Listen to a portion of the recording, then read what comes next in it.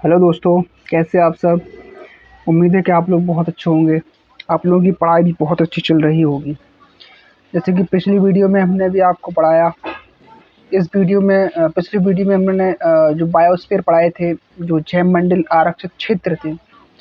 उसके बाद हम लोग पढ़ते हैं अभी भारत के जो प्रमुख बंदरगाह हैं, क्योंकि बंदरगाह से भी क्वेश्चन बनता है और आयोग पूछता भी है।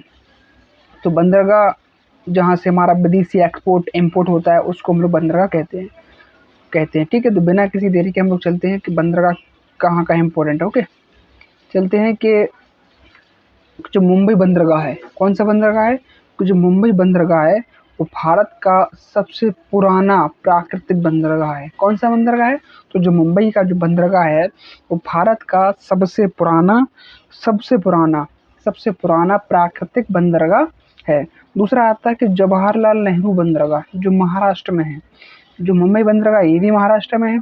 महाराष्ट्र में जो जवाहरलाल नेहरू बंदरगाह ये भी महाराष्ट्र में है। ठीक है, तो जवाहरलाल नेहरू जो है वो भारत के पहले प्रधानमंत्री या जो first prime minister of India भी कह सकते हैं। ठीक है, तो भारत के पहले प्रधानमंत्री के नाम पर बना हुआ है जो जवाहरलाल नेहरू बंदरगाह, जो महाराष्ट्र में है।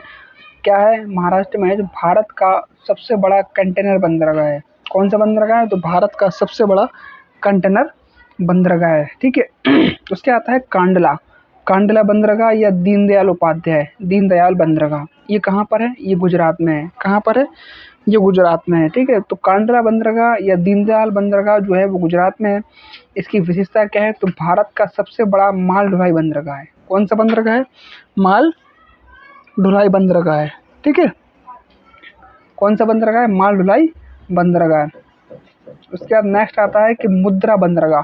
जो मुद्रा बंदरगाह है, क्या है कि मुद्रा वो जो बंदरगाह जो है वो भारत का सबसे बड़ा निजी बंदरगाह है। मतलब निजी का मतलब खुद का, निजी नहीं होता है, निजी बंदरगाह मतलब निजी खुद। तो कहाँ पर है मुद्रा बंदरगाह, तो ये हालांकि बंदरगाह है तो सब, लेकिन ये सबसे बड़ा है। ये कौन सा है, सबसे बड़ा निजी बंदरगाह। तो भारत का जो मुद्रा बंदरगाह है जो कहाँ पर है, गुजरात में है। कहाँ पर है, गुजरात में। उसके आता है तो कोलकाता या कोलकाता। तो कोलकाता बंदरगाह जो है कहाँ पर है, पश्चिम बंगाल में है। कहाँ पर है, पश्चिम बंगाल में है। तो ये क्या है, इसकी विशेषता ये है कि भारत का सबसे पुराना नदी बंदरगाह है। कैसा बंदरगाह है, भारत का सबसे पुराना नदी बंदरगाह है। ठीक है, उसके बाद आता है कि हल्दिया बंदरगाह, ये भी पश्चिम बंगाल में है। पश्चिम बंगाल या वेस्ट बंगाल के नाम से भी हम लोग जानते हैं। ठीक है, तो हल्दिया बंदरगाह जो है वो किसकी विशेषता क्या है, कहाँ पर है। सबसे पहले तो हल्दिया बंदरगाह है कहाँ पर, तो बंदरगाह फलानी जगह है। तो इस तरह से हम लोग याद करना है। कैसे याद करना है कि हल्दिया बंदरगाह है कहाँ पर है, पश्चिम बंगाल में। अब इसकी विशेषता क्या है, तो इसकी विशेषता पढ़ते हैं कि कोलकाता बंदरगाह का सहायक बंदरगाह है। तो कोलकाता का जो बंदरगाह है ये बंदरगाह है कोलकाता बंदरगाह, तो इसी का सहायक बंदरगाह है ये। ठीक है, तो इसका ये सहायक बंदरगाह है, मतलब इस पे भी सहायता ली जाती है उसके काम में भी। ठीक है, इस तरह से हम लोग इसको पढ़ सकते हैं। उसके बाद आता है कि पारादीप पारादीप बंदरगाह जो है वो कहाँ पर है, उड़ीसा में है। कहाँ पर है, अच्छा क्या है कि हम चाहते तो आप पढ़ा देते कि पारादीप बंदरगाह कहाँ पर, उड़ीसा में है। लेकिन हमने उसके साथ साथ ये भी बताया कि कोई बंदरगाह है कहाँ पर, लेकिन उसकी विशेषता भी हमने इसमें लिखी है। उसकी विशेषता भी इसलिए लिखी कि आप लोगों को थोड़ा सा नॉलेज में हो कि कौन सा बंदरगाह कितना बड़ा है, कौन सा प्राकृतिक बंदरगाह है, किसकी सहायता से है, या किस तरह से कहाँ पे काम होता है, किस लिए प्रसिद्ध है। तो इसकी विशेषता ये है। ठीक है, तो जो पारादीप बंदरगाह जो है वो कहाँ पर है, वो उड़ीसा में है। लेकिन इसकी विशेषता क्या है, तो लोहे अयस्क और कोयला निर्यात के लिए प्रसिद्ध है। तो क्या निर्यात होता है यहाँ पर, क्या होता है, जो लोहे का जो अयस्क होते हैं, लोहे अयस्क होते हैं, वो कोयला होता है, उसको बाहर विदेशों में भेजा जाता होगा। निर्यात और आयात आप लोग जानते होंगे कि निर्यात माने देना होता है या भेजना होता है, आयात माने आना होता है। ठीक है, ठीक। तो जो पारादीप बंदरगाह जो है उड़ीसा में है। तो उड़ीसा में जो है, उड़ीसा में किसके लिए प्रसिद्ध है, पारादीप बंदरगाह द्वीप जो है वो लोहे अयस्क और कोयला निर्यात के लिए प्रसिद्ध है।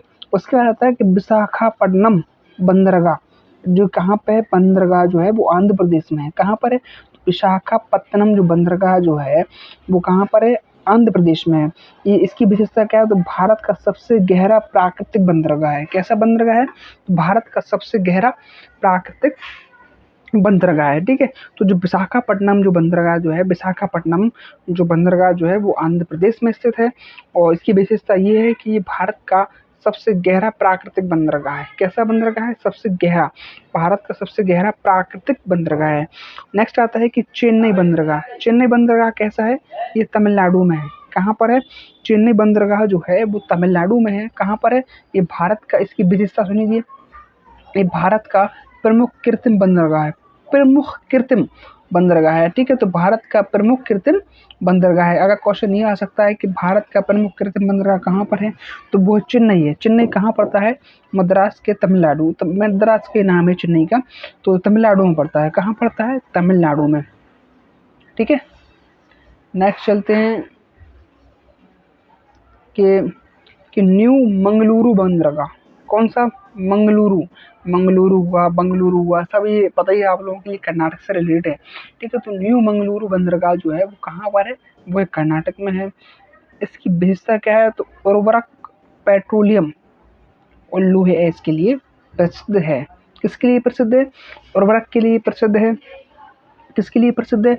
आय यहाँ पर उर्वरक का काम ज़्यादा होता होगा, ठीक है। न्यू मंगलुरु बंदरगाह जो कर्नाटक में है वो वहाँ पर उर्वरक हुआ, पेट्रोलियम हुआ, लोहे अयस्क हुआ। कहाँ किस लिए प्रसिद्ध है?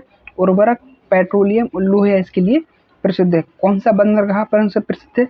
न्यू मंगलुरु। कौन सा?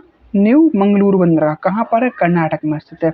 उसके बाद आता है कृष्णापट्टम। कौन सा बंदरगाह? कृष्णापट्टम बंदरगाह। कौन सा बंदरगाह? कृष्णापट्टम बंदरगाह जो है वो आंध्र प्रदेश में है। कहाँ पर है? आंध्र प्रदेश में है। कहाँ पर है? आंध्र प्रदेश में है। प्रमुख निजी बंदरगाह, ये कौन सा बंदरगाह है? प्रमुख निजी बंदरगाह है। कौन सा बंदरगाह है? प्रमुख निजी बंदरगाह है, ठीक है।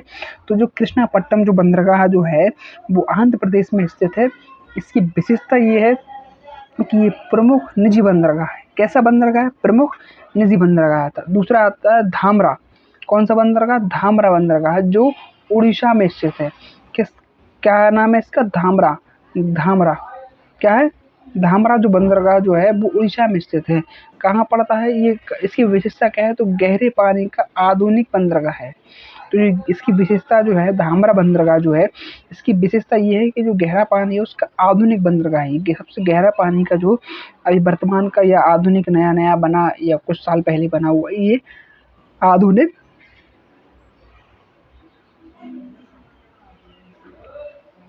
बंदरगाह है, ठीक है। तो धामरा बंदरगाह जो उड़ीसा में स्थित है, जो गहरे पानी का आधुनिक बंदरगाह है, ठीक है। उसके बाद आता है कि न्यू मंगलुरु बंदरगाह तो हो ही चुका है, इसको रिपीट कर ले तो कोई बात नहीं है। न्यू मंगलुरु जो बंदरगाह है वो कर्नाटक में स्थित है, जो पेट्रोलियम, उर्वरक और आयात के लिए प्रसिद्ध है। पेट्रोलियम, उर्वरक, जो लोहे इसके लिए प्रसिद्ध है। इससे कोई परेशानी पढ़ लिया हम लोगों ने, ठीक है। दूसरा आता है मुरमुगाओ बंदरगाह। कौन सा है? मुरमुगाओ। मुरमुगाओ बंदरगाह जो है वो गोवा में है। कहाँ पर? गोवा। कहाँ पर है? तो जो मुरमुगाओ जो बंदरगाह जो है वो गोवा में स्थित है। जिसकी ये विशेषता क्या है? तो ये है विशेषता इसकी, लोहा अयस्क के निर्यात के लिए प्रसिद्ध है। किसके लिए प्रसिद्ध है? लोहे अयस्क के निर्यात के लिए प्रसिद्ध है। किसके लिए प्रसिद्ध है? लोहे अयस्क निर्यात के लिए प्रसिद्ध है, ठीक है। तो लोहे अयस्क निर्यात के लिए कितने प्रसिद्ध है? क्या क्या प्रसिद्ध है? लोहे अयस्क निर्यात के लिए प्रसिद्ध है। तो जो मुरमुगाओ बंदरगाह जो है वो गोवा में स्थित है, जो लोहे अयस्क के निर्यात के लिए प्रसिद्ध है। उसके आता है कि पोर्ट विलियर बंदरगाह जो अंडमान निकोबार द्वीप समूह में स्थित है। कौन सा बंदरगाह? पोर्ट विलियर। पोर्ट विलियर पोर्ट ब्लेयर बंदरगाह जो है, जो आप लोग काफ़ी इम्पोर्टेंट है ये भी, तो अंडमान और निकोबार द्वीप समूह में स्थित है, जो भारत का महत्वपूर्ण सामरिक बंदरगाह है। कौन सा बंदरगाह है? भारत का महत्वपूर्ण बंदरगाह, सामरिक बंदरगाह है। कौन सा बंदरगाह है? महत्वपूर्ण सामरिक बंदरगाह है, ठीक है। वीडियो कैसी लगी कमेंट में ज़रूर बताना। उम्मीद है कि आप लोगों को वीडियो बहुत अच्छी लगी हो। ऐसे ही आप लोग पढ़ते रहें, धीरे-धीरे अब छोटे-छोटे टॉपिक हम लोग पढ़ते रहेंगे, जिस वजह से हम लोग छोटे-छोटे जो टॉपिक जो हैं वो हम लोग के कंटेस्ट होते जाएँ, क्योंकि क्वेश्चन यहीं से बनता है और आयोग जो है यहीं से ही पूछता है। एक-एक नंबर के क्वेश्चन आप लोगों को, आपकी नॉलेज भी अच्छी होगी और छोटे-छोटे टॉपिक आप लोगों के कंप्लीट होते जाएँगे, ठीक है। इसमें हम और भी क्या आप लोगों के लिए क्या कर सकते हैं, मुझे सजेशन भी दे सकते हैं आप लोग, ठीक है। लेकिन कमेंट करके ज़रूर बताना कहाँ से आप लोग पढ़ रहे हैं और वीडियो में कैसी लगी आपको, ठीक है। थैंक यू, धन्यवाद।